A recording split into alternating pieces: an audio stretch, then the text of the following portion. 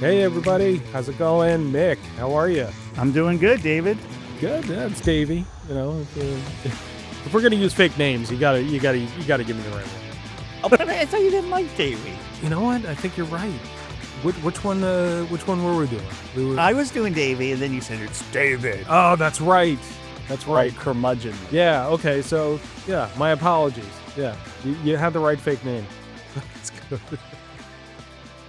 So what's going on, man? Well, I am readjusting my main system in my main listening room because I have to accommodate a new piece of furniture that looks a lot nicer than the sort of little stand I had and with all the wires exposed and everything. So this is definitely a step up in the civilization department, but it's about 2 feet wider than I had my speakers before. So I'm just dialing it in, you know, that's kind of part of the fun. I got to dial in the speakers into the room. It's not that big. It's maybe 17 by 18, 18 by 20. It's about the size of the room, but it sounds great in there. But you move things an inch or two. And as you know very well, and especially now, which we'll get to your new news, you're a member of the family. My new acquisition, yes.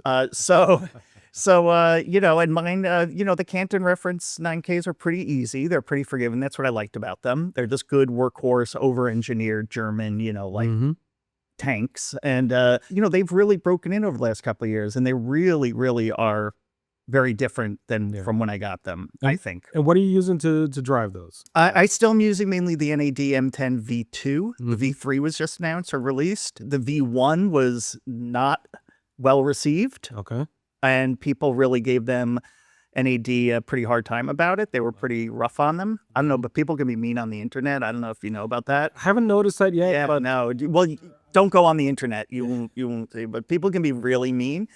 And but they, you know, God bless them. They went back to the drawing board. They kind of did their mea culpas, and they came back, and they had it all fixed. And I've had mine like it's going on, I think 3 years maybe. Okay. And just not a hiccup.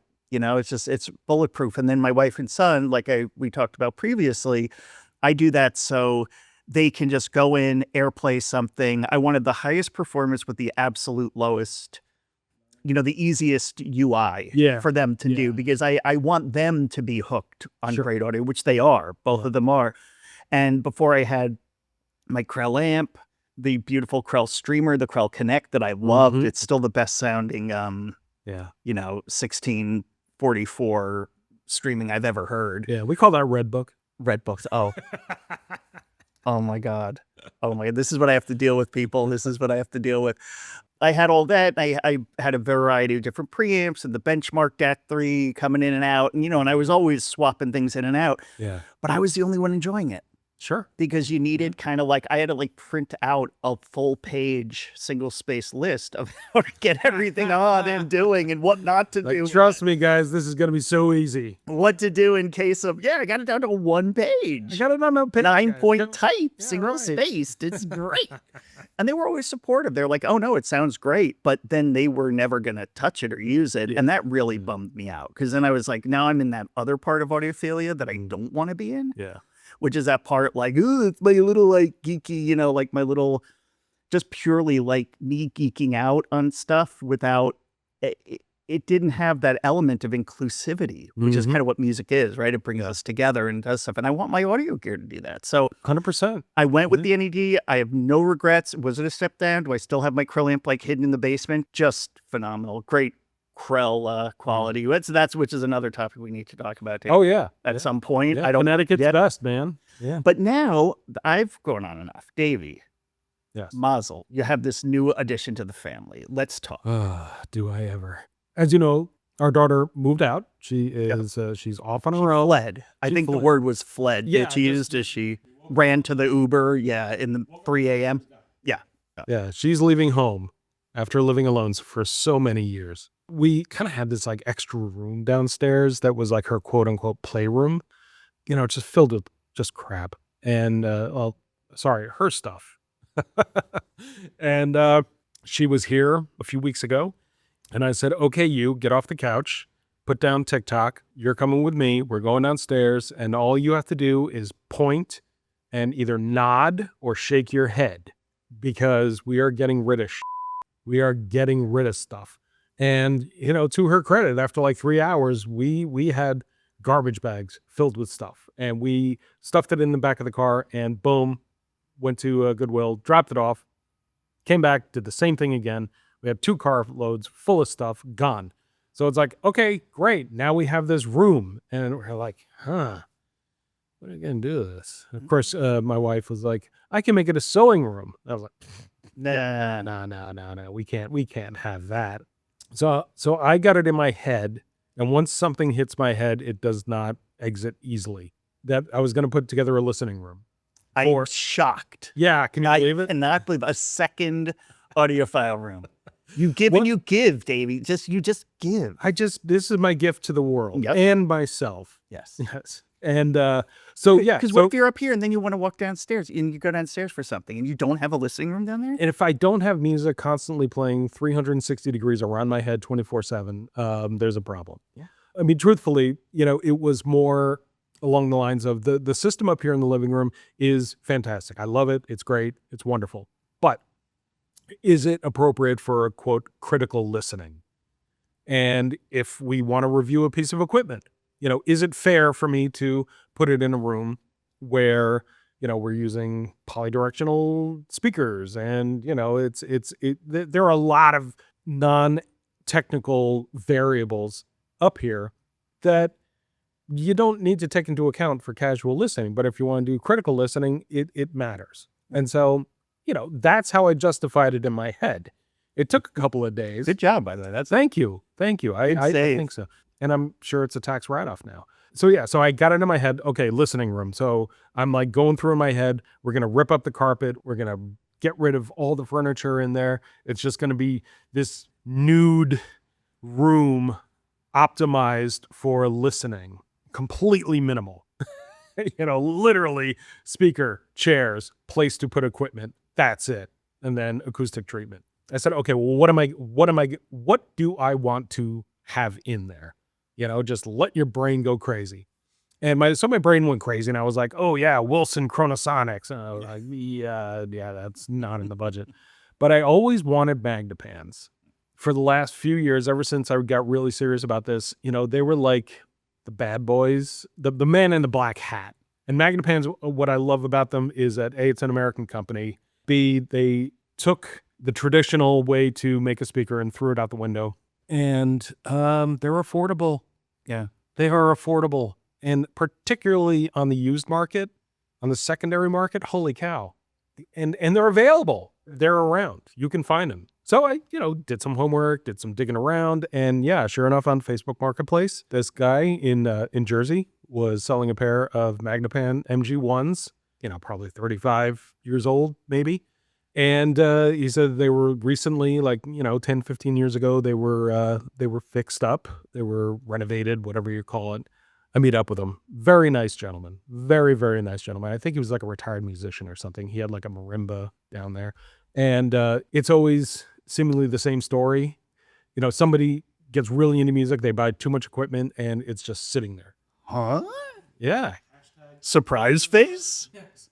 Hashtag audio sarcasm. So I go down to the basement. He's got them hooked up and, they're on, sort of, let's say consumer level equipment. And I listen to it. I'm like, yeah, they work. I wasn't like blown out of the water, but I did realize they weren't towed in. They didn't do this. And I wasn't about to like go and fiddle with his system, but I could tell that they worked. And I was like, okay, so these are functional. They have a great reputation. I get it. They've recently been fixed. Cool. And he had the original boxes. I was like, all right, let's pack it up. Let's go. And it was funny because his wife came down, lovely woman. She came down and she's like, oh my God, please tell me you're taking these out of the house. I was like, which is exactly what, when I bought my Shanians, that was exactly what that gentleman's wife said. Please tell me you're getting these out of the house. I was like, yes, I am. And for approximately the same price too. Yeah. So yeah, we packed them up. They fit in my car. And we're off and running. Well, I just want to stop there for 1 second. Yeah. We have to kind of pour one out for the poor gents who don't have wives who tolerate are nonsense. Yeah, I'm gonna take you up on that. Yeah. As my good friend Scott at Verdant Audio said, when his wife to be was a little bit concerned about his audiophile hobby, and he said, "Well, honey, look, I go to because she said you go to these audio shows, you're away for a few days at a time. You go to Chicago, DC, whatever." And he said, "Look, hon, you should be glad that you're dating a guy who has a hobby where he is never going to run into a woman." Oh. And she thought about it. And now they've been married happy. They got a little girl, like life goes on, a happy ending. And now she's helping him run his company with him, So he said, "I'm never going to meet a girl with like, what are you thinking about? This is like." Yeah. I mean, am I having an affair? Yes, I'm having an affair with a 250-pound amplifier. Yeah. Yes, exactly. It's like going to a King Crimson concert. There's no possible threat of meeting another woman. You know how to cut me. God, you cut me so deep, Davey. I might have cut you, but I cut you with the truth. That is my knife. That is my Excalibur, is the truth. So I get these things home, and like every audiophile, I leave the equipment in the box and I don't think about it. Hashtag audio sarcasm. You got me again. Yeah. No, of course. I as soon as I got him home, I was like, "Hi." I'm like, "Get out of the way. Move." Putting them together was like super easy because it's just like, a panel. You put you screw the feet on, and you're in business. And then you just plug them in. And I put them in, and I was like, yeah. I started playing music, and I was like, they sound great, but something's missing. In the meantime, my wife and my daughter were like, "These sound great." I'm like, "Yes," but I was sitting there listening in the sweet spot, and I just kept fiddling. I just kept fiddling with him, adjusting the toe, pulling him forward, pulling him back. And it was like, something's missing. I don't know what it is. I'm not feeling the energy. For 2 hours, I'm sitting there. And my wife is like, "You're insane. These sound great. You're insane." I was like, "Honey, yes, I know. But I also know that something's missing." So what do? I go on Reddit, I go on Google, and I'm like, how do you setting up Magnepans, blah, blah, blah, setup, blah, blah, blah. Finally, I find an article that says, "Oh yeah, moron. The tweeters either can be on the inside or the outside." So you look at the serial number on the back, and there's one speaker has -1, one speaker has -2. -1 goes on the left.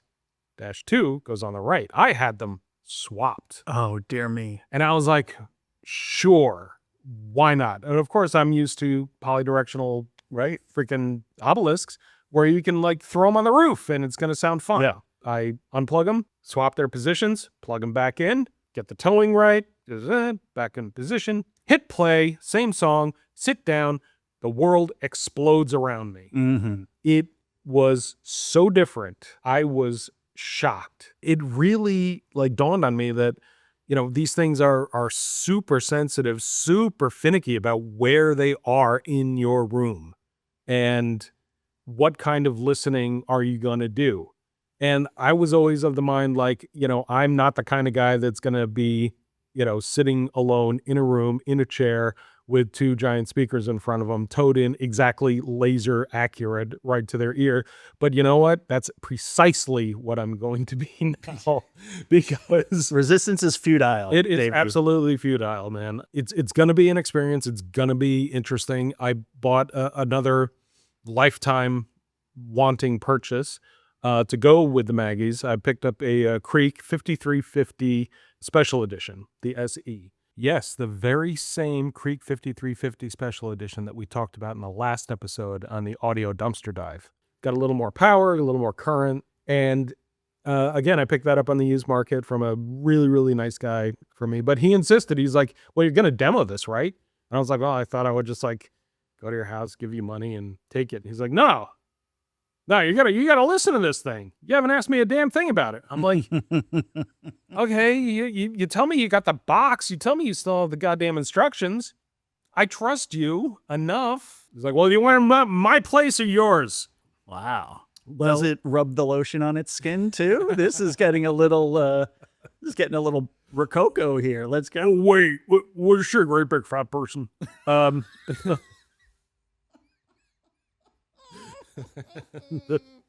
Oh, mercy.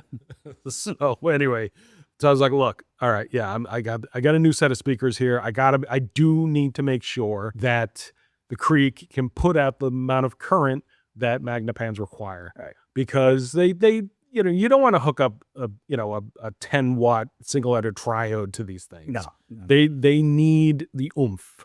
They need that power. I was like, yeah, sure, come on over.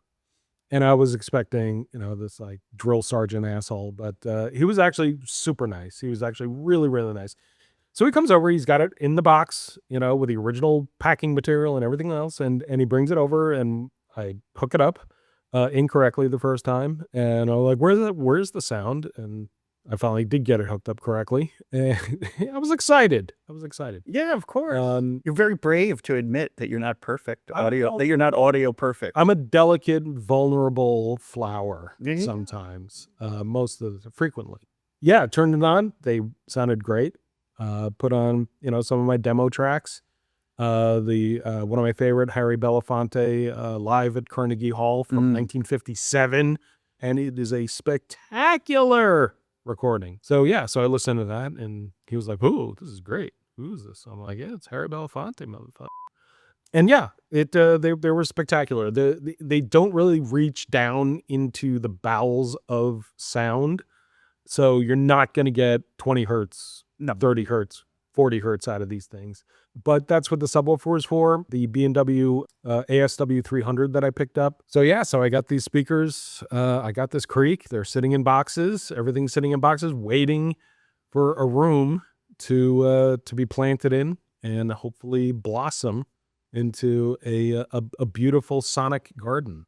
Oh, what a story. I'm in tears over here. I'm in tears. The Creek, I was looking, since it came with all the original, packing materials and stuff. I'm just fascinated because I'd love to hear it, because the Plinies you have, it sounds amazing. I think that's going to be really exciting to hear in your new room. All right, so we're going to take a quick break, and when we come back, the Magnapan saga continues.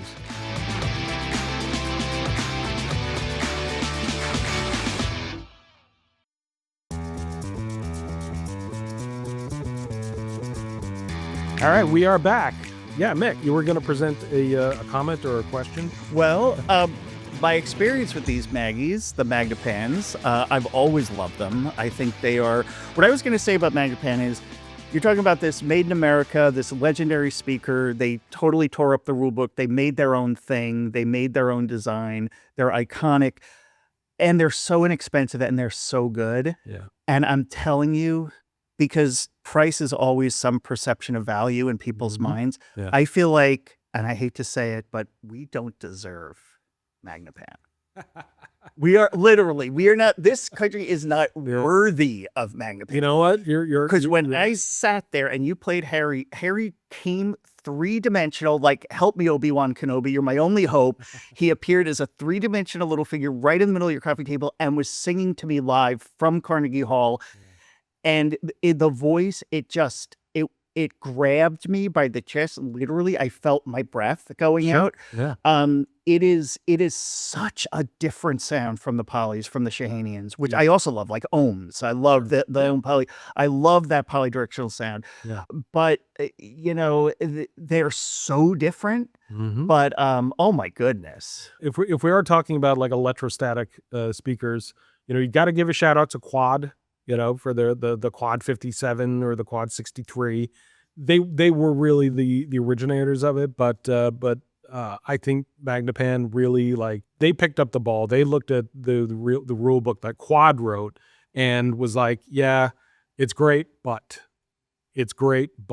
and to this day have just been on their own, man, and doing, like you say, doing their own thing. I mean, if you want to spend $30,000, they will sell you $30,000 speakers. Now, my question is, because we only listened to a few things, and the classical music you were playing, it was phenomenal. But we know that, like, vocals, jazzy, especially like acoustic bass and chamber music and stuff, that's the easy stuff, right? Those are the soft, the middle of the spectrum. So how does Tool sound on these?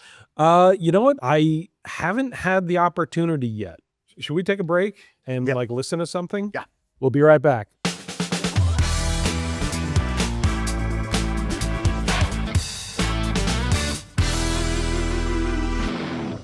So, Mick, we just listened to a few tracks that were not, mid-range heavy, shall we say. What are your thoughts? We listen to hard stuff like Tool, Aphex Twin, and The Who.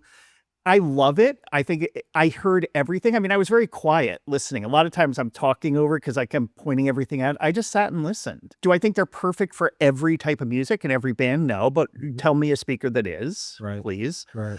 But what they do right is so much better than 98% of the other speakers out there. 100%. Yeah. I just sat silently and listened to it just like I did with everything else. They kind of take your breath away. Yeah. They're just beautiful. What about you? What do you think? I didn't like it. Oh, Didn't like it. It didn't give me that sort of excitement that I was looking for. You're 100% right that, for their strike zone, they're unbeatable. They're like a Greg Maddux. But you get out of their comfort zone, and I think the fall off is pretty steep. When we did put on Tool, initially I was like, wow, yeah, no, that's great. We played 46 and 2, which, starts off kind of quiet. With that bass kind of, and then they give you some cymbal, and I was like, wow, the cymbals are like right there, right. Yeah. but that's the hot zone for Maggie's. But once it really started to kick in, it felt a little flat to me. I wasn't engaged, and then I was like, okay, well let me see what Aphex Twin can do for us, and I kind of felt the same way. I didn't get excited. And then when we put on Baba O'Reilly by a band called The Who, I wanted to be drawn in, just by that arpeggio, whatever they call it. I didn't feel drawn in. And then I was like, okay, well, maybe it will draw me in when the drums kick in. And it didn't.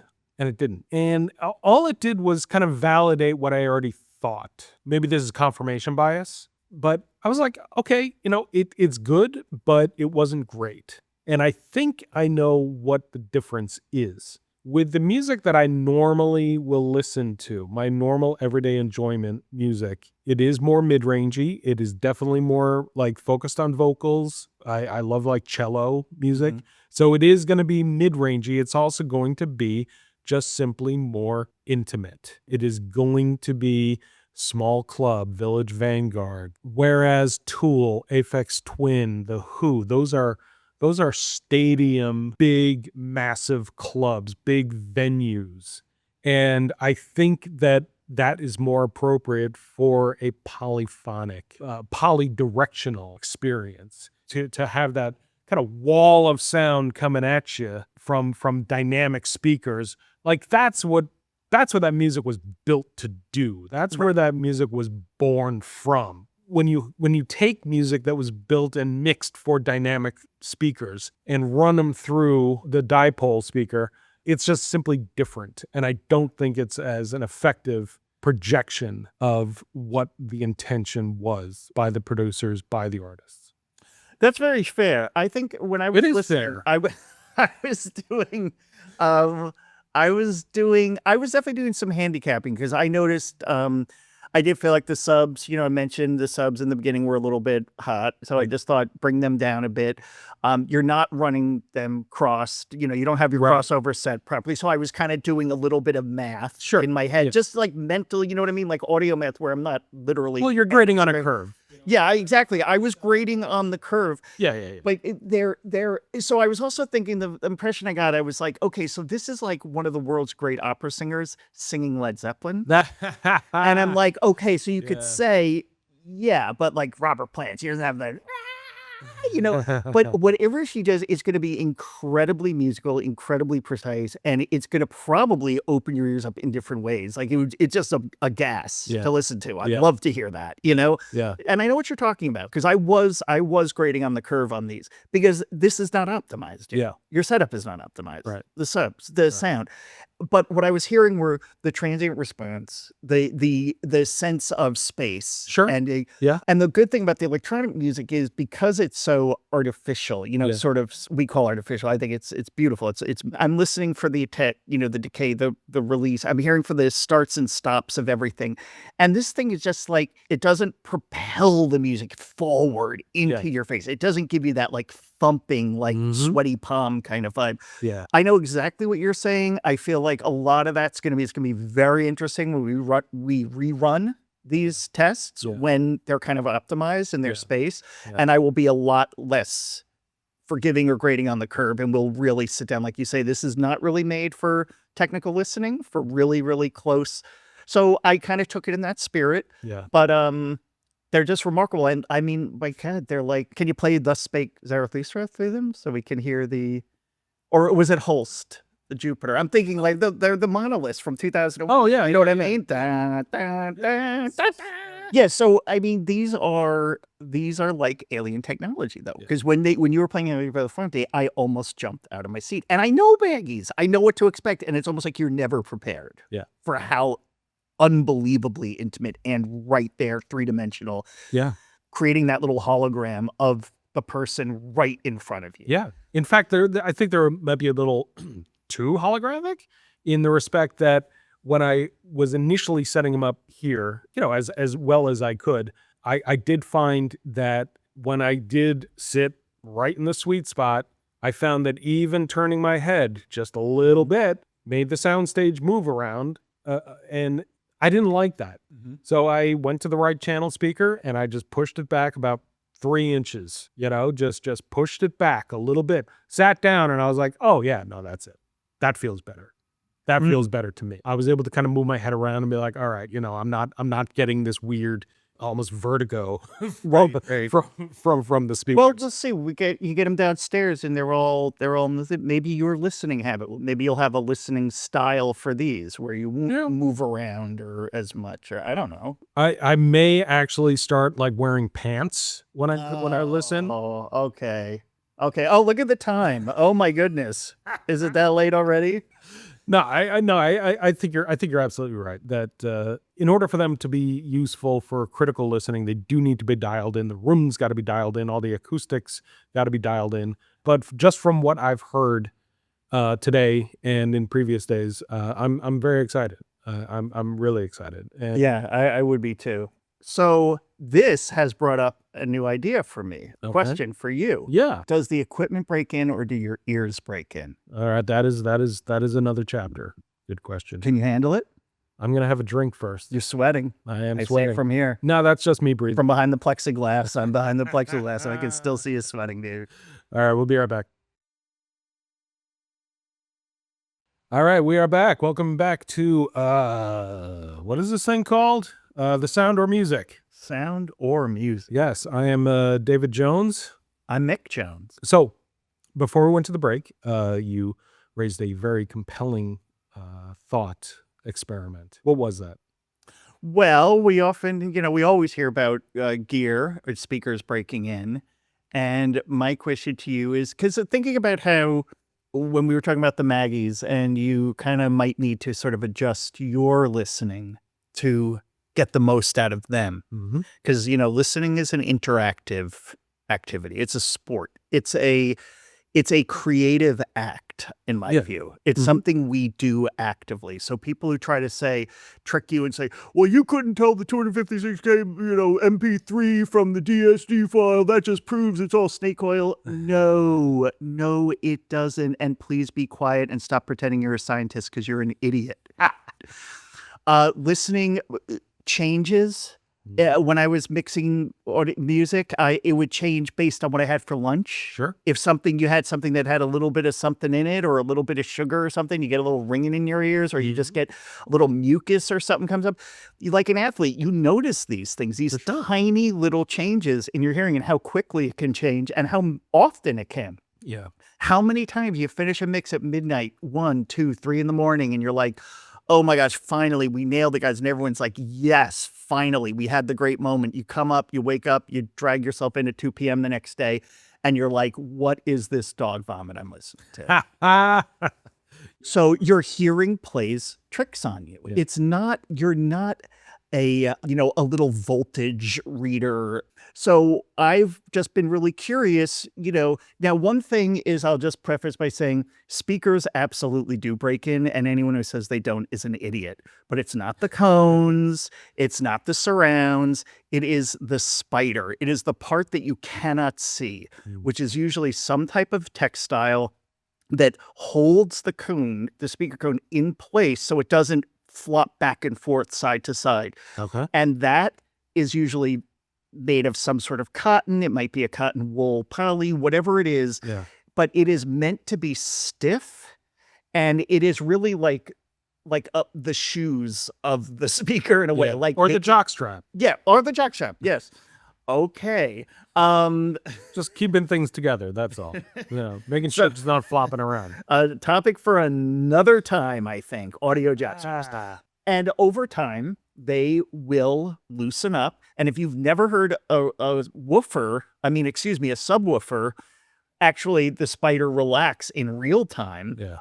I've heard it with my wife sitting on the couch watching a movie, watching Pacific Rim, and we both almost jumped out of our seat. Just what happened? And she's like, "Oh my God, did you hear that?" I said, "Yeah." I said, the spider just relaxed. You could you just hear it go like, and it was a little bit dramatic for that one instance, but absolutely, my Cantons have only really just started to like loosen up, and because they're really over-engineered, they're incredibly well built, really high tolerances.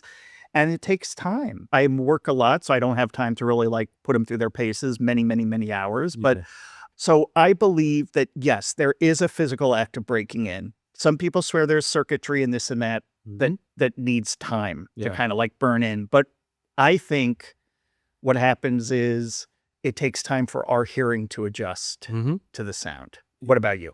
I do agree. I think that our hearing does adjust. Yet at the same time, the equipment is constantly changing. I don't see it as a sort of this curve that starts at one point and then stops at another and then is flat.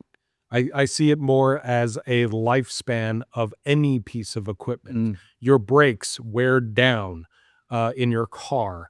A cartridge, your needle wears down. So I believe with virtually any piece of equipment out there that is made with metal, plastic, cloth, whatever it is, you have this curve where it starts off low and you have a break-in period, and then you're hitting the groove. But that doesn't last. Over time, it will go away. It will fade away. It will break. But I think, it's true with humans. It's true with animals. It exists in a bell curve.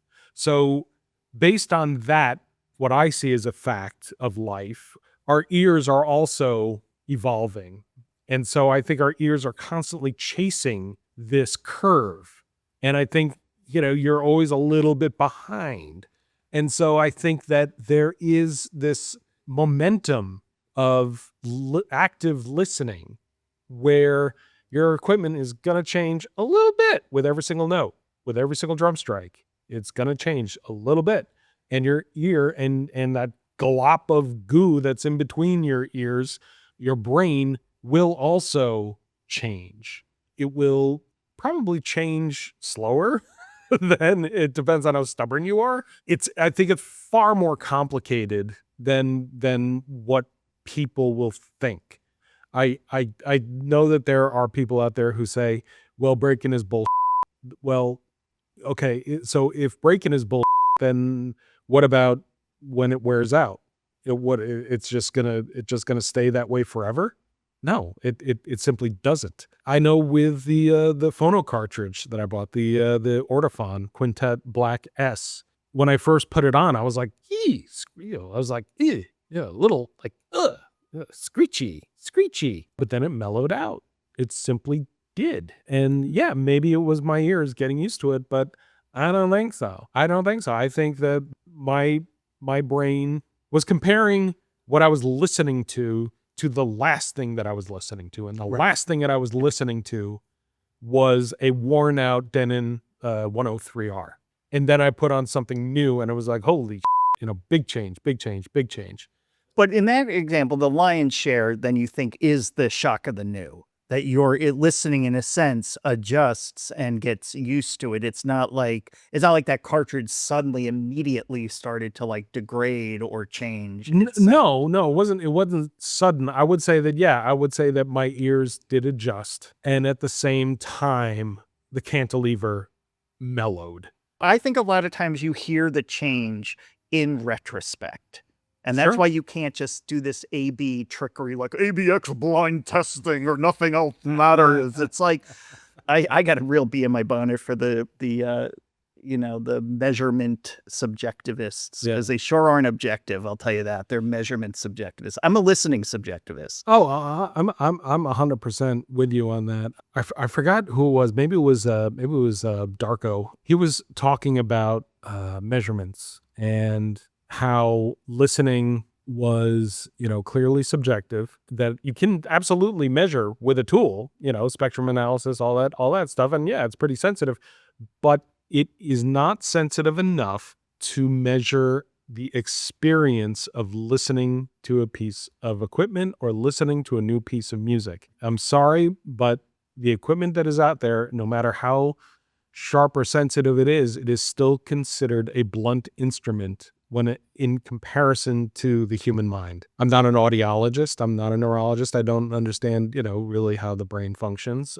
But I know that when I'm judging a piece of equipment, the physical act of listening is almost secondary to how I feel when I am listening to it. Like when we put on Tool today, I was impressed at the beginning, but was I excited? No. Right. No, I wasn't excited. I didn't get that excitement. So anyway, so break in. Still, I think it's far more complicated than we seem. I don't think that it's a binary answer. For anybody who thinks that they've got it figured out, they're full of So this is also geared, if you are a beginning audiophile, or you're audiophile curious, or you're trying to see life beyond AirPods, or whatever your stage in this magnificent hobby and journey is, use your ears. I think we are both in very big agreement on that. I remember I bought one of the Dragonfly decks for my wife because she wanted better audio for her laptop, and I was like, great. Which by the way, like, is there a more exciting time in any audiophile's life when their wife says, "Can you buy me a piece of audio equipment?"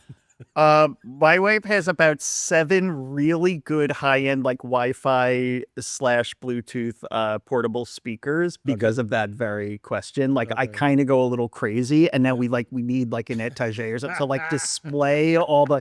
They're gonna be like the vintage radios, the Bakelite, in the future. They're gonna be like, my daddy I don't know, he was insane. He collected all these little Wi-Fi speakers. So, honey, can you get me I just want to make things to sound a little better. Okay, so going back to this though, so I got her one of these Dragonflies, and I forget which color. They have blue, they have black, they have purple, they have red, whatever. I don't remember. I don't think it was the tippy top. It was probably the second back or whatever it was. And I remember putting it in and listening to it and going, what? This sounds like bad. And I'm listening to them with decent headphones, and it's like, no. Not happening. So at that point, and then she listened to it a couple times, put it in her drawer. I don't know if it was just because the form factor, she didn't want to have a little USB thing sticking out of her laptop or whatever. Yeah. Or whatever it was the most unengaging. I'm sorry, Dragonfly, but this is just absolutely God's honest truth. The most unengaging, disappointing thing compared to the hype that I have personally. It might be on my Hall of Shame list. Wow. Seriously. Wow. It was awful.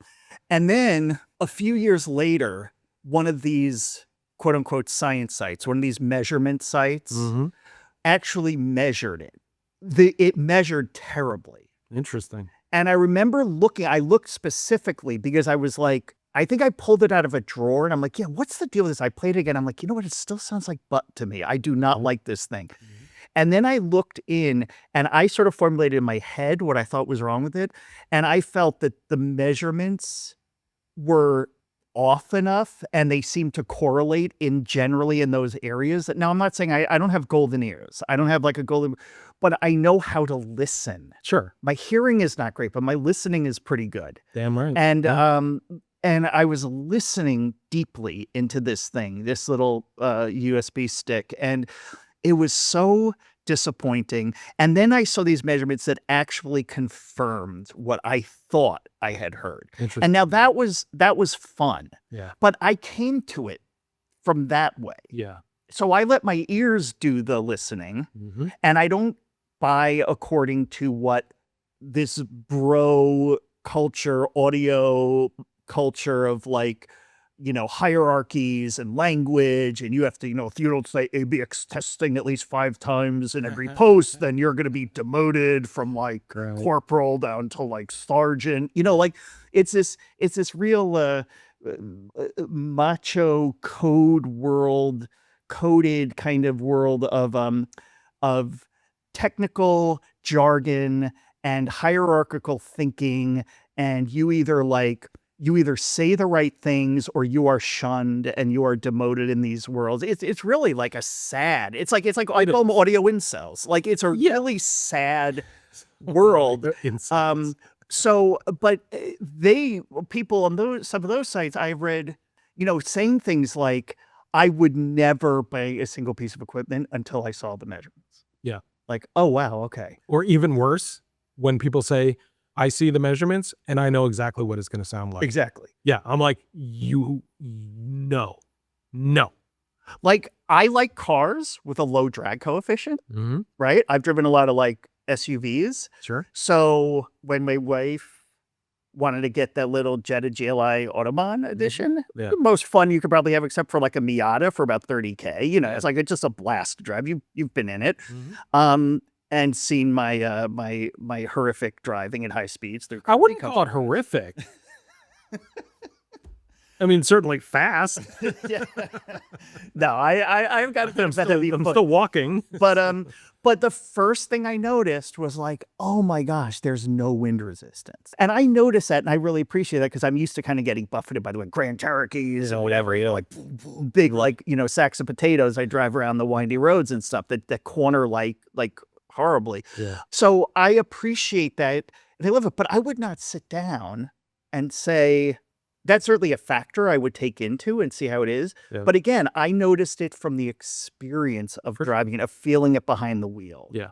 Yeah. So I just feel that way with audio. And if you're beginning, you're audio curious, you're just moving in, we're just going to always pound the table and say, believe in yourself and do not let yourself get psyched out or insecuritized or whatever by the jargon bros and the audio incels, because I think they have just destroyed the best parts of this hobby and just turned it into like such like a weird, like quasi-militaristic ego show. And I can't stand it. So 100%. Use your ears, believe in yourself, listen first.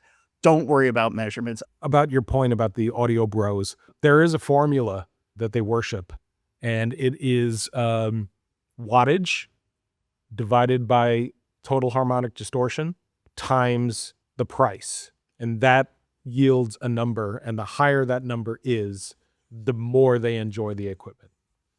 So it's got to have wattage, it's got to have low THD numbers, and it's got to be expensive. Well, and that number will turn their cherries red every single time. Well, we're going to debate that another time, because we also have, unfortunately, and I think the sort of the accomplices in this audio chicanery and foolishness going on are the YouTube influencers, because it's amazing how all the best audio products in the world can be bought with just a click on their affiliate link that gets them 15% of a cut. I just want to hedge a little bit on that, in that some of the reviewers who I do follow and I do support, some of them I actually do really like absolutely respect. Old Guy Hi-Fi, for example. Right. He's fantastic. He's great. He's like, he's like, this is my opinion. He tends to lean towards being very forgiving. All I know is that I like his reviews. I like that they're just no bull. Yes, a lot of them I can name them. Are like, if you're not spending $50,000 on this preamp, you're an idiot. Or the opposite, if you're only spending $200 on this DAC, you're an idiot. You're not a serious audiophile. And I'm like, you know what? You from both sides. I just spent $500 on an amp and $500 on a set of speakers, and I'm going to spend $213 for a streamer and then probably another $100 on the used market for a DAC. All right? Killer system. And I'm walking out the door, and it's going to be something that I will do the Pepsi challenge 10 times out of 10 against your $50,000 preamp. I will tell you right now that if I had $15,000, I would buy the Rockna Wavedream SE DAC.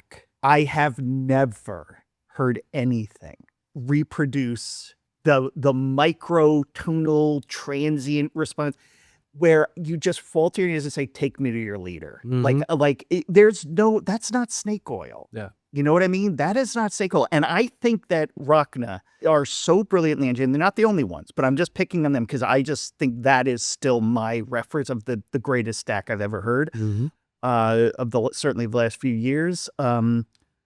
I think it's one of the great bargains in audio. Yeah. I think it's one of the great bargains. Yes, if I had that, I would absolutely buy it without hesitation immediately. Now, it would be trouble. What type of speakers?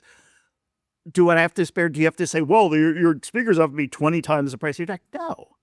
No. I could get some Maggies, whatever. It doesn't matter. As long as they complement and they can keep up with each other. That's what you're looking for. You're always going to need to system match. There's no getting around that. And I think of a piece of equipment. I heard these with Wilson Benesh.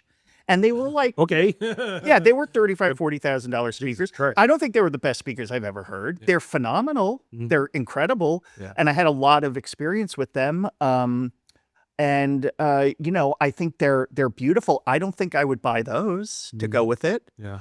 But I would throw down for the Rockna in a heartbeat. And I think the lower models are probably close enough that maybe it's aspirational for me, whatever. And then I would listen to that, and then I would go out to garden in my backyard, and I would take my little JBL flip speaker with me, and I'd play some Wishbone Ash, and I would get goosebumps. Because I love audio, and I love music, and I love the experience of listening to it on whatever it is. Like what Rockna has done and some other ways we could talk about some of the very high-end DAC makers. Live Harmony. I'm hearing great things about Live. Yeah, Harmony. I have not experienced. And that's only I say only 2,700, but compared to 15,000. Right. It's supposed to be out of this world.